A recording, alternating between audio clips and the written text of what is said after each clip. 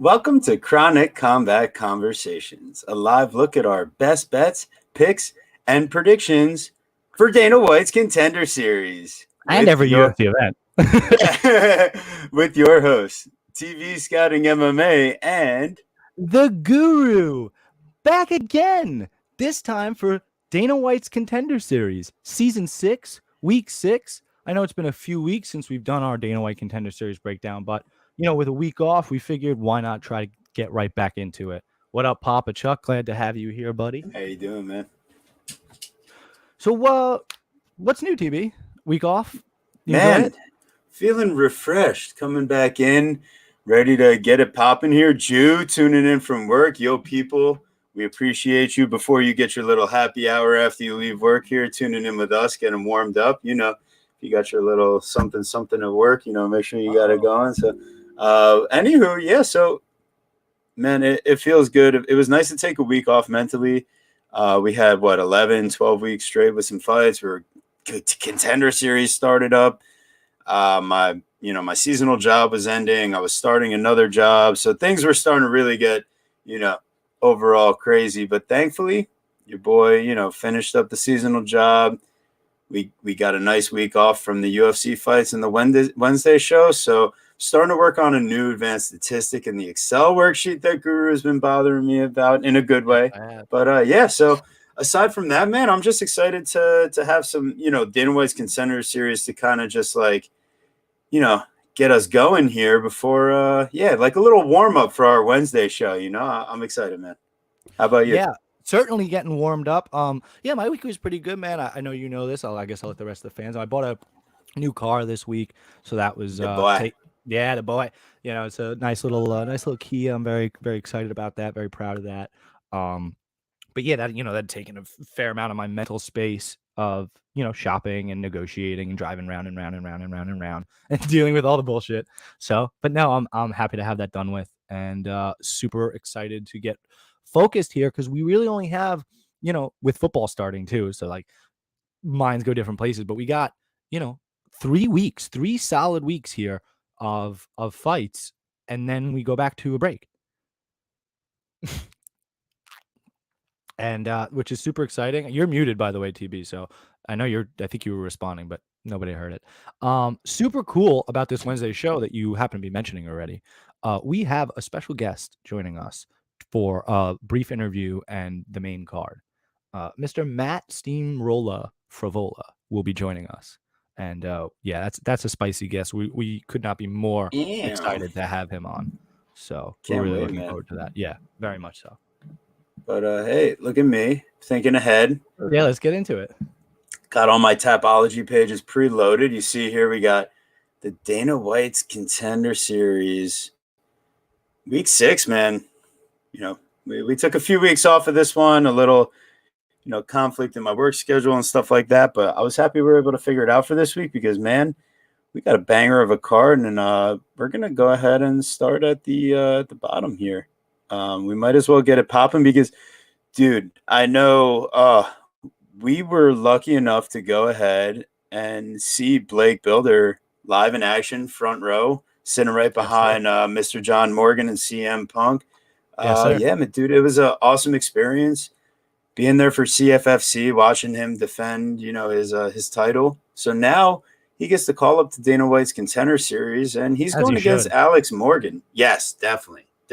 Like, I feel like CFFC champions, LFA champions, it's almost like the stepping stone to where it's like, okay, now you're going to get like a chance like at the UFC one way or another. So, I'm excited to see what happens here. That's Blake. That's a picture we took. There it is. Yeah, definitely, man. So like, dude, it was super fun. So yeah, okay, maybe a little inherent bias could possibly be baked in, but okay, so we go to the tape and you see Alex Morgan, 11-4. I mean, the guy's not afraid to lose.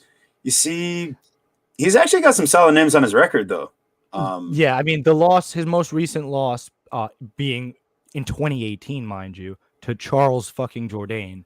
That's not necessarily, kind of excusable, right? We can understand that. The guy has two first-round knockouts over TJ Laramie. So when you have that guy on your resume and that guy's already in the UFC, I mean, that's a pretty nice little feather in your cap there. He's got a win over a guy known only as LC. Do you see that there on Tapology? That's kind of funny. That's a little interesting. LC, that's his name. Dude was 3-2. Anyway, Alex Morgan is certainly a well-rounded guy, and again, I want to give all the respect to my guy Blake. Like, I guess it even makes sense that he's the favorite, but I don't understand this line at all. Blake is a fucking, listen to me. That guy, I know he's a fan of the show. He's a fan. I'm a fan. He's a friend of the show. Hopefully we're gonna have him on at some point. But this guy is fucking well-rounded, tough as fucking nails, heart of a fucking champion. I mean, it's all soul and goal and blood out there. I mean, the dude's a fucking stud, and he knows, like, it's he knows it's his time at 32. Like, he has this sense of urgency, but like not an impatient urgency, like just that it's his time. He knows it, and at plus 200, the odds makers are disrespecting this guy bad. It makes no sense. And sure, he faced a little bit of adversity in his last fight versus Carvalho, but that's kind of what you want to see a little bit, right? Face adversity. How do you handle that? Dude battles back and chokes him out like a fucking stud. I mean, literally. Beast.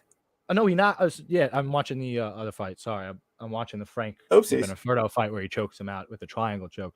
No, he's on his back for in different times in his first and second round, and then gets the crazy knockout. Actually, that's what was super impressive. I remember that I was a little faded, but the whole fucking place erupted. Did it not, bro? It did, and I think the other thing that you saw is that he gets hurt a couple times on the feet in both of his recent fights for the title, but what it shows is that he's fighting high-level competition, he's facing adversity, and he's not giving up. He's using his wrestling to hide his head, recover, he pulls guard, he's patient. I respect Bilder a lot in that aspect. He's a guy that's willing to go out there and put it all on the line to get the victory. A gamer. And listen, somebody that's going to fight for your money, right? And then let's take it another step further. Dana White Contender Series, they're not lining these fights properly. Like, it's just straight up. Like, sure, they're going to nail a couple of them, as they should. A couple of them are going to be really wide and off. Yeah. You see underdogs win all the time in Dana White Contender Series. So I have no problem taking our shot here on Bilder. Like, let it ride. I think one of the tough things is that Bilder is used to being the shorter guy. It's just tough not really knowing what the height and reach discrepancy really is. But seeing the face-off, I will say, how did it look? Bilder looked to be pretty thick and not as short as I was expecting, but I have no idea what the reach discrepancy is here. But regardless, I just think that Bilder has enough skills in every department to keep this fight way closer than a plus 180. They're expecting him to get finished in round one, essentially. Which he might get hurt in round one. I just haven't seen anyone finish him yet. And Alex Morgan, the chess master, he's a guy that's patient and takes his time, and he's a little bit of a builder as well. So and here's the real handicap. Are you ready for this? The dude, let's just be honest, right? We'll call a spade a spade. He loses to Charles Jourdain, right? Not a problem. Except Charles Jourdain knocks people out, right? And he's got subbed. Right. That's weird. Then he gets hurt, I think, and then okay. But then you look further into his record, and of course, they're early on in his career, his first fight and his third fight, but both losses by rear naked choke. So if you're losing by submission, and then you're losing by submission to Charles Jourdain in 2018, and you've only had 2 fights since then, unless you just spent the last 3 years just drilling your jiu-jitsu and your grappling and just drilling that hole, I mean, I think there's a good chance that hole is still there. And if Blake is able to weather the storm, get hurt or whatever, but then Alex Morgan kind of fades when he realizes he's not putting him out of there, this dude could backpack him and sub him. Like, I think Blake is totally live here, man. And to think, like you said, at these odds, you if you're going to lay this chalk on Alex Morgan, you have to expect him to get the finish. And Blake is undefeated. So, shout out to his teammate, another good guy. Like, unless you're going to get Charlie Campbelled right now, like, I don't, and that was so fucking crazy, right? Like, so crazy. So I Well, like Blake they're here. not teammates. They just fought on the same card, right? They're remotely I think affiliated, aren't they? Where does Blake train out of? I thought he did it says some work fighting with. out of Minnesota. I Yeah, think you're probably he's right. I don't know he why might I live thought he in did like some work Rufus with Sport or Sarah something. Longo, but you're probably right. They're just probably on the same card. It's possible. It's possible. We'll have to do a little Instagram scouting. They definitely know each on other because I Imovic's was pick. talking to Blake about it. But Right. anyway, Oh, that's fair. That's fair. We'll look more into it. But anyway, so our next fight here, Vicktoriya Dudakova versus Maria Silva. I mean, for me, this fight's a little bit more straightforward. I think the only thing Dudakova's got going for her here is her size. I don't think it's enough because, especially at a lower level type of fight, the skill is just so much more important. Silva is so much more explosive, has a lot more experience, and she just looks more dangerous in every aspect of the fight. I mean, even at minus 265, I'm cool with playing that number on someone like Maria Silva against someone like Vicktoriya Dudakova. I mean, that's pretty simple for me. Do you have anything further to really? You go ahead, man. What do you got here? Yeah, wait, holy shit. I didn't realize Vicktoriya was the one that was so heavily the underdog. Yeah, I guess that's interesting. I didn't really like what I saw. I mean, it makes sense though. I didn't really like what I saw on tape from Dudakova. She's very green in the striking. She's not super comfortable there. She does have nice timing on the takedowns, solid grappling, good top pressure. That's what she should be doing as a wrestler, right? But doesn't have great striking defense, lack of head movement, right? And at times I didn't necessarily think that she was inflicting enough damage with top control to the point that refs stood her up in her last fight. Good stuff with the submissions, but I'm not sure that you're going to be able to sub. Yes, Bogey, I agree. I'm not sure that you're going to be able to sub Maria Silva, who is a very good grappler in her own right. The only way I see, what's her name? How do you pronounce it? Just Dudakova. The only way I see Vicktoriya. Yeah. Thank you. The only way I see Vicktoriya Dudakova winning this fight is like tiring her out with chain wrestling and then just being on top, being a blanket, like Khabibing this shit out of nowhere. But from what I saw, like you said, what I saw from Maria Silva, I mean, she's extremely explosive. She's got a classic Muay Thai style in her striking. She's got a good counter overhand right. These kicks, bro. Let's talk about the kicks for a second. Super fast, whipping kicks. And with the high kick, no telegraph. So that's something to look out for. And again, willing to use her grappling in her own right, willing to use the body lock, willing to start grappling. I didn't necessarily love at times that she did get taken down. Her opponent ran the pike, took her down. But she was able to get up, bro. And that was like what was super impressive. The way that she was able to, she gets taken down, right? Really nice takedown by her opponent. And she starts fishing for that guillotine right away. And the opponent has to stand up because you got to get out of the guillotine. And that was, was also still like very impressive. So I don't see, again, that could also be another reason. Like if Maria Silva's submission defense, takedown defense, right, is decent enough here, Vicktoriya is really going to be a fish out of water, because if that wrestling doesn't work or she's getting right back up, it's going to be a long night for Vicktoriya. For sure. Yeah, I agree. So seems like we're in agreement there. Maybe, we could argue about the line all day, but I think minus 265 is still solid. It's fine. Yeah. Listen, they kind of know, man. And I guess you'd have to play your prop, which, God, I don't even know what that prop would be, right? You want to play fight doesn't go the distance. Like fight doesn't go the distance. If it, just overall, I think, if Dudakova sits on top and Silva, I don't know. Maybe Silva. I just see Silva winning. That's all. But next fight, I was about to, you know what? No, because I think Dana White Contender Series, it has like a little bit of a different kind of handicapping. Because first off, we don't have those props available at the moment, and then the other thing is like, right, we think Silva's gonna win. Parlay piece 265 is not that bad. You can parlay it to any prop, anything else you like, and get yourself that plus money, and you'll be chilling. I think she should win. Yeah. Matosh Rebecki versus Rodrigo Lidio. Pretty sure I butchered the last name of Matosh, but anywho, we got minus 240 on Matosh and plus 200 on Lidio. And damn, dude, Matosh is going to be the smaller guy out there, but Lidio. This is going to be a fucking exciting fight. Let me tell you that. Yeah, I would like this fight inside the distance because I think Lidio is a dynamic striker, and Rebecki, if he doesn't go for his Was that a joke? Was that a takedowns play? and sit on top. Was that a play on word, by the way? Like his nickname is the Dynamis. He's a dynamic striker. No, dude, I didn't even. Look Wow, at you, look at man. me. Look at you. All right. And look at him. I guess that Yes. makes sense. I don't know what dynamic means. I assume dynamo or something. Anyway, what were you saying? Yeah, the Dynamis. But yeah, Before you were so rudely I mean, interrupted. I guess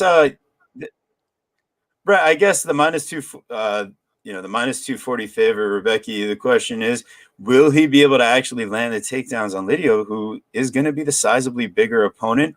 But he faced guys that weren't really technical in their approach, and he let him get all the way in there, get the body lock. Whoa. Just, he was too big and strong for them to take down. You only let them get all the way in there. Yeah. Jeez. Yeah, Jesus. We're having too much fun here. Ultimately, I think Rebecki should get the win. Yeah. You really think so? I think it's an interesting one. I think he should, but I would lean like the fight doesn't go the distance or a dog or pass. I agree. I definitely think that there's a finish in this one, and I would also say that what is to me very clear on tape, at least, is that Rebecki is the much more well-rounded mixed martial arts practitioner. Right, he really is more willing to mix in the wrestling, like has an active offensive wrestling game plan at times. Like, that's kind of what he wants to do. He's a stockier guy. He's built, interesting southpaw. Truly though, fight changing power. Like what he did to Arthur Lima in LFA in his last fight, that was fucking crazy. I mean, that was really, really great. Like it wasn't. Because again, we're starting to watch a lot more regional tape. So some of these knockouts you see in the first round or whatever, like these guys just like fall over, like they're cans. But that knockout, man, that was a really impressive knockout. He's a 5-time FEN champion. He's of his organization. He's defended that belt multiple times. He should be well rounded in the lightweight division. Oh, and that's who I was saying. That's who had the knockout of Arthur Lima. His opponent, Lidio. He's the much better striker, and that's what makes it super interesting, is that Lidio is obviously, like I'm saying, not as well-rounded, but his striking is fucking crazy. He has a really nice jab that helped him to keep range. He's a good counter striker in the pocket. He does have decent ground defense, and like Rebecki, really has that fight-changing power.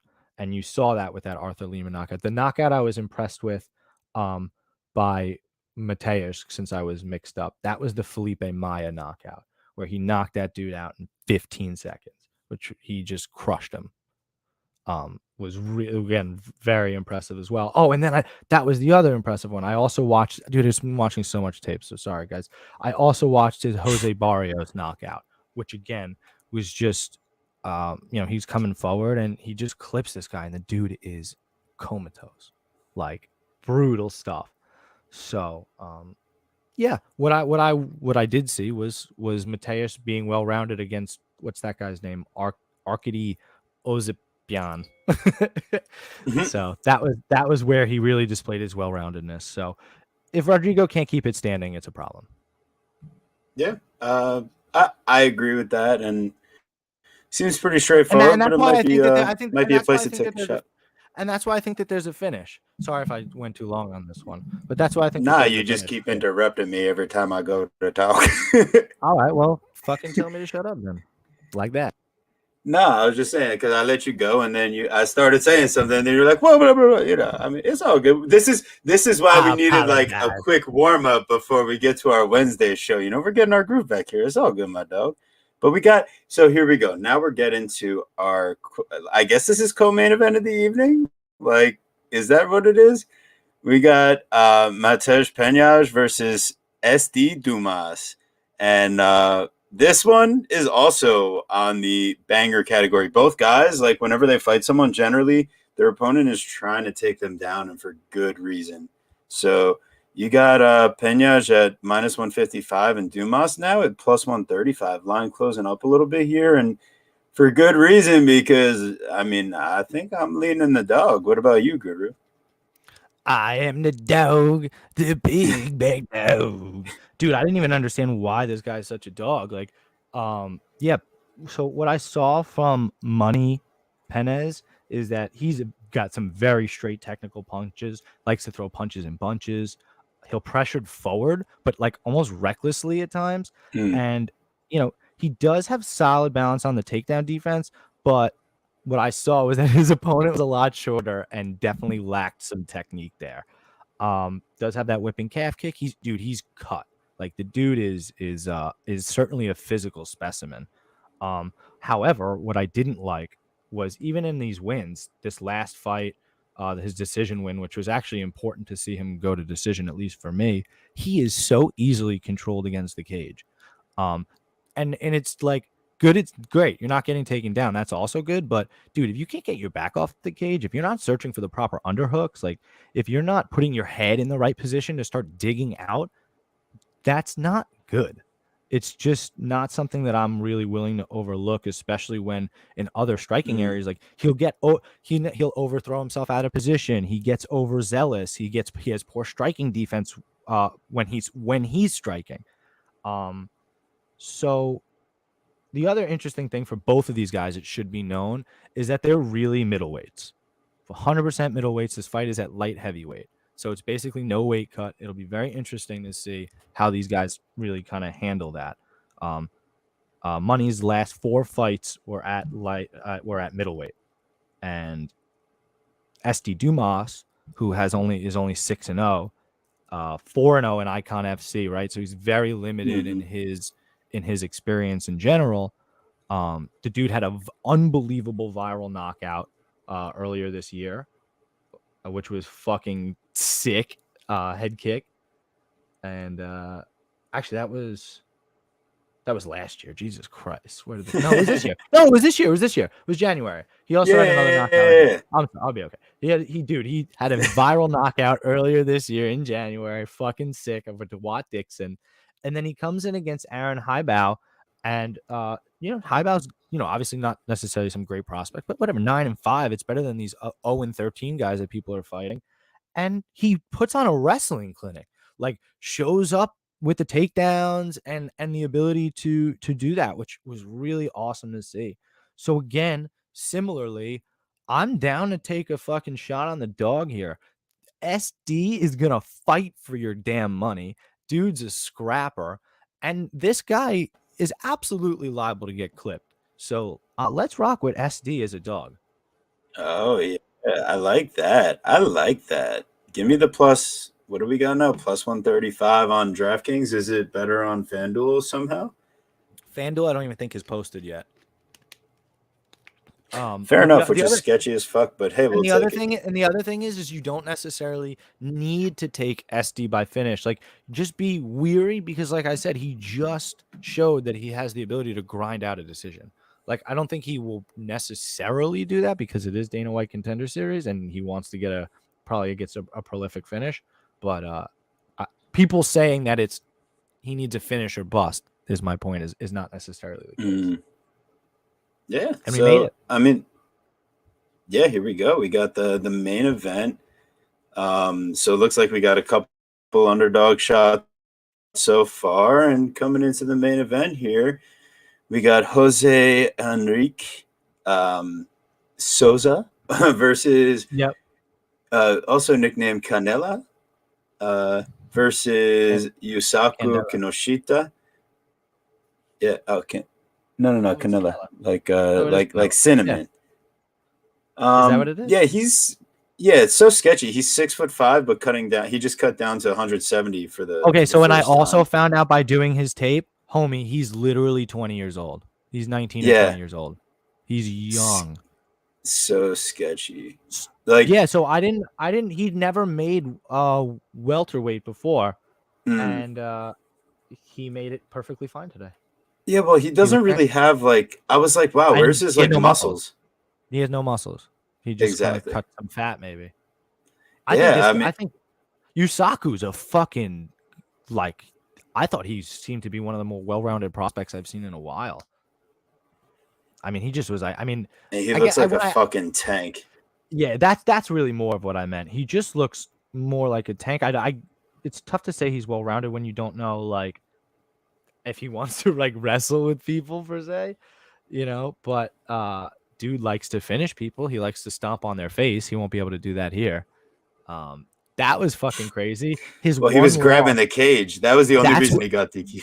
His one loss is because he's stomping the shit out of this guy's face, and he's grabbing on top of the cage for it. And dude, they declared him the winner and everything first, and then later on they came out and apologized. They're like, yeah, no, he lost. Sorry. Oh, so FanDuel did just drop their lines, but they are they're pretty much in line. Although the biggest difference here, I will say, is that Kinoshita is minus 184 on FanDuel, whereas he's minus 200 on DraftKings. So I would like to take Kinoshita, and I think, whether Henrique can survive to a decision, because I definitely think he could. Just a younger guy. It doesn't look like he has a ton of muscle. It doesn't look like he had to really cut too much aside from going on a diet. When you're young and you're in good shape, it's going to be really hard to put you out of your business. No. Yeah. So I mean, Kinoshita, I would like him as the minus 184, and maybe I was about to say, wait, the parlay piece with Silva at minus 240.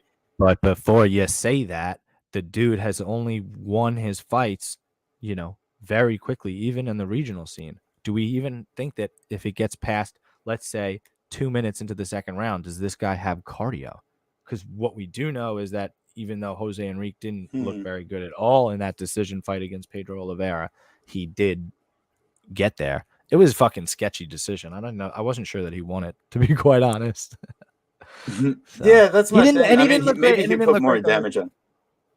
Yeah, he didn't look great going the distance either, though. So, yeah, I guess you're right. All right. I guess we could play Yusaku. I'm cool with that. How about we tie Yusaku and Maria together? What does that look like? So as I was saying, minus 184 for Kinoshita and minus 240 for Silva on FanDuel would put us at a plus 118. So I would say that could be a play. Then you want to play on Bilder plus 188 separately. And then you would take a play separately also on SD Dumas at plus 136. We're getting better lines actually across the board on FanDuel. Oh my god, dude! So that line, Dumas was plus 150 as of yesterday, and Bilder was plus 200 yesterday. So these lines have come down a little bit.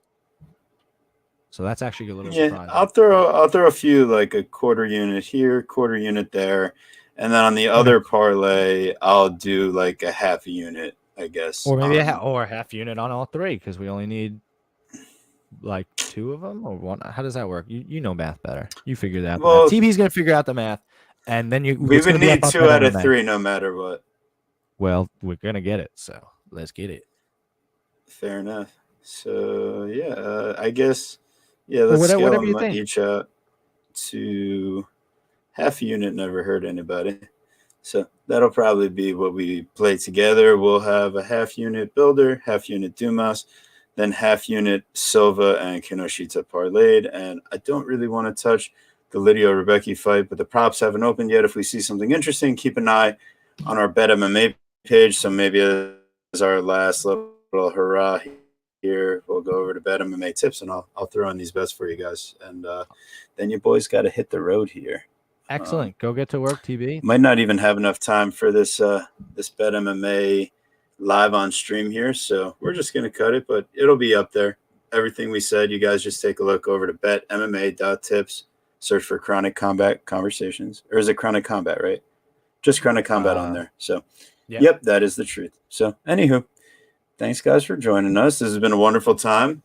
We got some bets for you for Dana White's Contender Series, and make sure you like and subscribe to this video. And Guru, tell them what we're looking for on Wednesday, bro. Yeah, listen, I know we already did, but remind them. Yeah, listen, Wednesday, baby. UFC, Paris. First time ever in France. Paris. Okay? With Cyril Gane and Tai Tuivasa. and you City. boys at Chronic Combat with Mr. Matt Frivola, the Steamroller, with a fight announcement and some other stuff we're going to talk about. It's going to be a good time. So make sure you're there and send this around because, we got some bets. I think they're going to win too. So I'm feeling pretty good about it. I think so. I like it. Hey, be good, yo. See you Wednesday. 8 p.m.